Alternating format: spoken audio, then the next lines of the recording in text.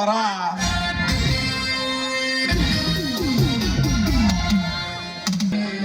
ఏం జరిగింది? ఏంటిది? చిన్నపిల్లల కొంచెం ఆలస్యమేంటి? ఏం జరిగేదో తలుచుకుంటేనే భయంగా ఉంది. స్వాతి, అలా ఎన్నడూ జరగదు, జరగనివ్వను. నీకు ఒక విషయం తెలుసా? ఆ దేవుడు నన్ను అనాథగా పుట్టించి ఓ అనాథను నాకు దగ్గరగా చేర్చాడు. ఎవరు బావా? నువ్వే స్వాతి. బావా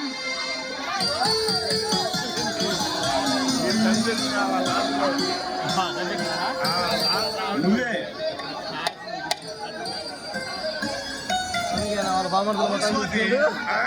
చిన్నతనంలోనే అమ్మా నాన్నలు పోగొట్టుకున్న దురదృష్టవంతుని నేను.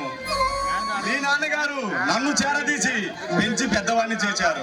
మామయ్య పోతూ పోతూ నిన్ను నాకు అప్పగించాడు.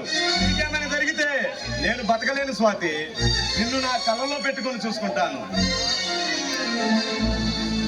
నీలాంటి మంచి వ్యక్తి నిజంగా నా అదృష్టం బావా.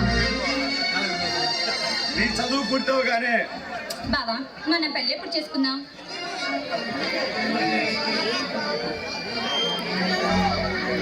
స్వాతి, నువ్వు రేపటి నుంచి కాలేజీకి వెళ్ళాలి.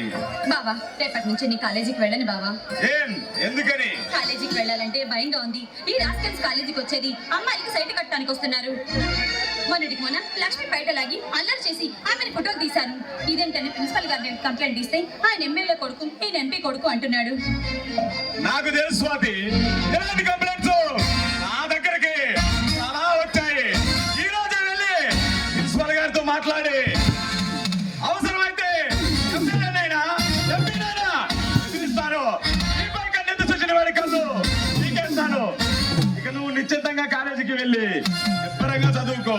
నువ్వు డాక్టర్ అవి ఈ పేద ప్రజలకు ఉచితంగా వైద్యం చేయాలి. నువ్వు మదర్ తెరీసా లాంటి గొప్ప పేరు తెచ్చుకోవాలి స్వాతి. అలాగే బావా, నీకోసమే నేను కాలేజీకి వెళ్తాను, డాక్టర్ని అవుతాను, ఈ పేద ప్రజలకి ఉచితంగా సేవ చేస్తాను. స్వాతి, ఈ రోజు నువ్వు ఎంత అందంగా ఉన్నావో తెలుసా? రోజు ఇలాగే ఉంటా. ఆ పాపం విషయానికి రా. దివి నుండి భూమికి దిగి వచ్చిన దేవకన్యలా ఉన్నావే. చక్కెర కాలం నాటికి చక్కెర శిల్పం ఒకటి వచ్చి నన్ను పలకరించినట్లు ఉంది. I love you.